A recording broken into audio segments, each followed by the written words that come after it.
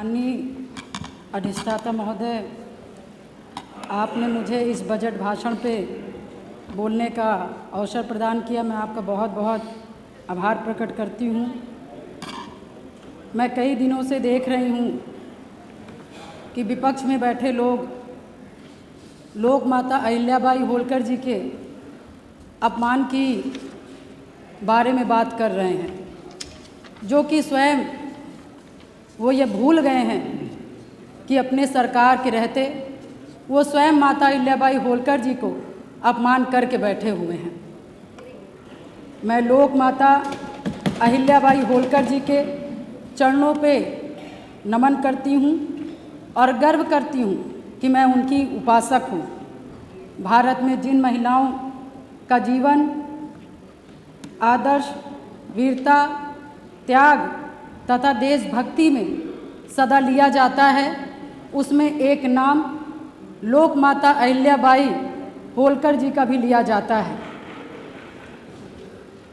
लोक माता अहिल्याबाई होलकर जी का जीवन शौर्य, साधना, सेवा, समर्पण, संयम और सादगी का अतुल्य उदाहरण है।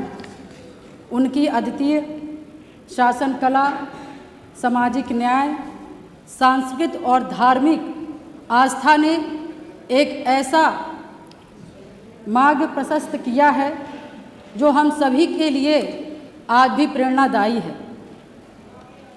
इसलिए मैं इस सदन के माध्यम से ये बात ज़रूर कहना चाहूँगी कि ऐसी वीरांगना का ना कोई नाम हटा सकता है, ना कोई मिटा सकता है और ना उनके नाम की ऊर्जा को कोई कम कर सकता है।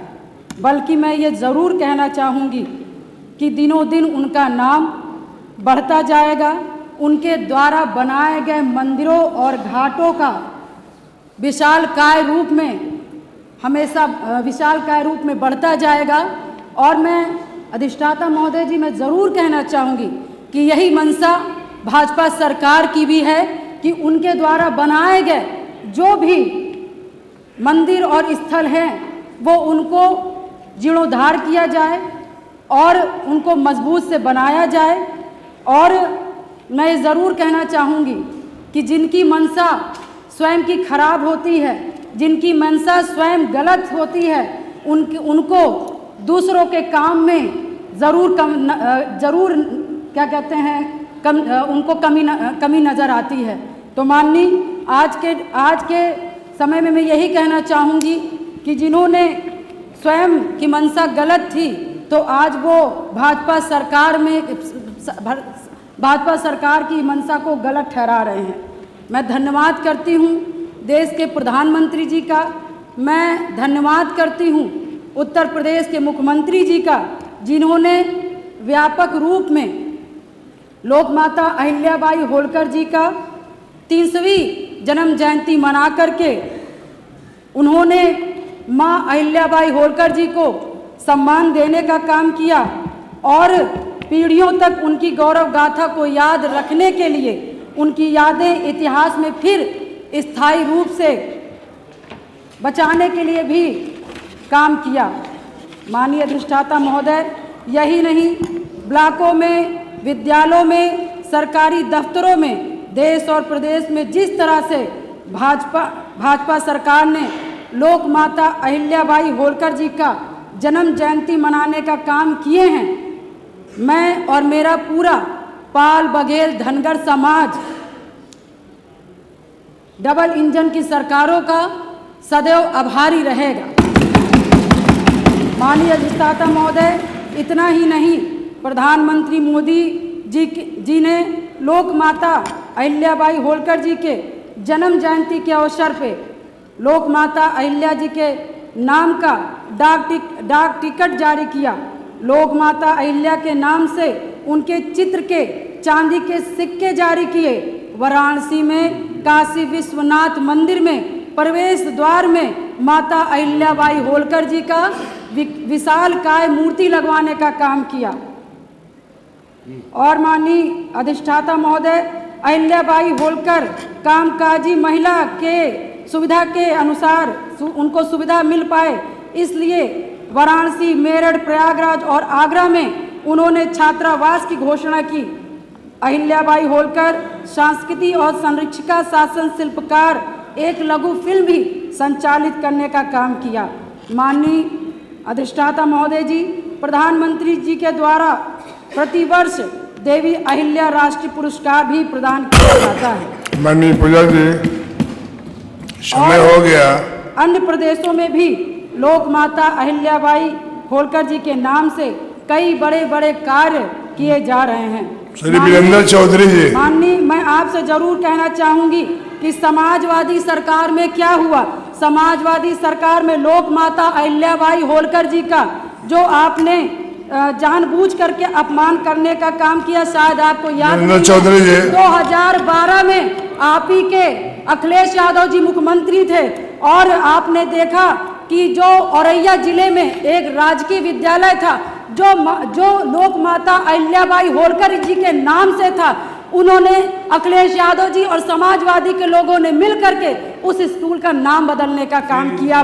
माननीय, और मैं ये कहना चाहूंगी, गर्व से कहना चाहूंगी, वीरेंद्र चौधरी जी, किसी ने पूजा जी आप बोल चुके हैं, तो वो उत्तर प्रदेश के हमारे आपकी पूरी बात आ गई है। आदित्यनाथ जी हैं। वीरेंद्र जी,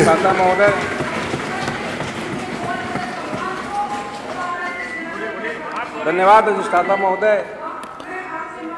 आज इस आपकी बात आ गई है, आपकी बात, पूरी बात आ गई है। अब 27 के बजट पे मुझे बोलने का अवसर दिया, इसके लिए आपका कम बोलती, अच्छा बोली है, हो गया। ये वित्तीय वर्ष में हाँ वीरेंद्र जी बोलिए। जो ये बजट 9 लाख 12। आप अभी संजय निषाद की बात कर रहे थे। राम और निषाद राज की मैत्री क्या है। हजारों वर्षों के बाद प्रयागराज में आप जाके देखें ना, क्या भव्य स्मारक बना है। जाना चाहिए। ओम प्रकाश जी, कभी आप जाकर के आप भी देखिए, अभी एक बार जाके देखेंगे, आंखें खुल जाएंगी आप लोग। कभी लेके जाइए। हाँ, स्नान तो करेंगे। उस संजय निषाद के साथ जाएंगे तो खाएंगे भी और स्नान भी करेंगे। आप लोगों के नेता तो दुर्योधन की प्रतिमा लगाने की बात करते हैं। बाबर की कब्र में सजदा की इसका समर्थन करते हैं और वंदे मातरम का विरोध करते हैं। माफियाओं की कब्र में फतिया पढ़ने के लिए जाते हैं।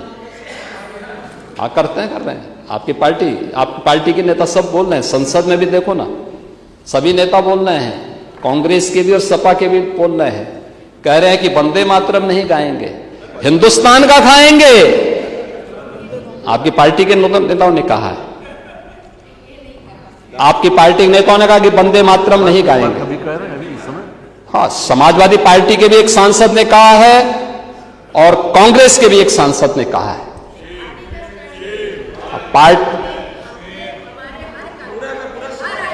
हाँ, अच्छा, धन्यवाद। अगर आप कर रहे हैं तो मैं अभिनंदन करता हूं। वंदे मातरम का पूरा समर्थन पार्टी में ये लागू होना चाहिए। जैसे हम कह सकते हैं कि भारतीय जनता पार्टी के हर कार्यक्रम में वंदे मातरम का कोई अपमान नहीं कर सकता है, ऐसे कांग्रेस को भी डंके की चोट पे कहना चाहिए। और जो व्यक्ति वंदे मातरम का विरोध करता है, कान पकड़ करके उसको धक्का देकर के बाहर करना चाहिए। समाजवादी पार्टी को भी इस बात की घोषणा करनी चाहिए कि राष्ट्रगीत जिसको 150 वर्ष हो रहे हैं, वंदे मातरम का जो विरोध करेगा वो वहीं जाए जहां पर उसको ये विरोध के स्वर दिखाई देते हों। हिंदुस्तान की धरती पे तो नहीं उसको रहने का कोई अधिकार मिलना चाहिए। और मुझे लगता है हर उस भारतीय को इसका वो करना चाहिए। माफियाओं की कब्र में फतिया पढ़े जाते हैं। कौन लोग थे वो? राम मंदिर अयोध्या का विरोध होता है,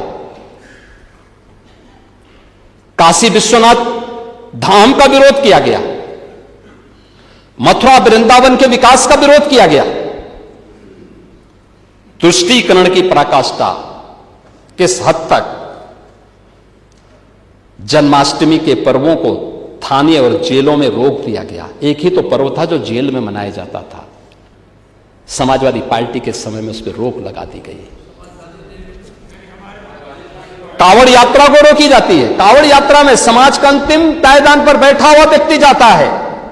शिव की बारात बोली जाती है। शिव की बारात का मतलब बिना भेदभाव के हर समाज का व्यक्ति जाएगा। वह कांवड़ यात्रा पे आप लोगों ने रोक लगाई थी, कहा दंगा हो जाएगा, यही बोलते थे। अयोध्या की 84 कोसी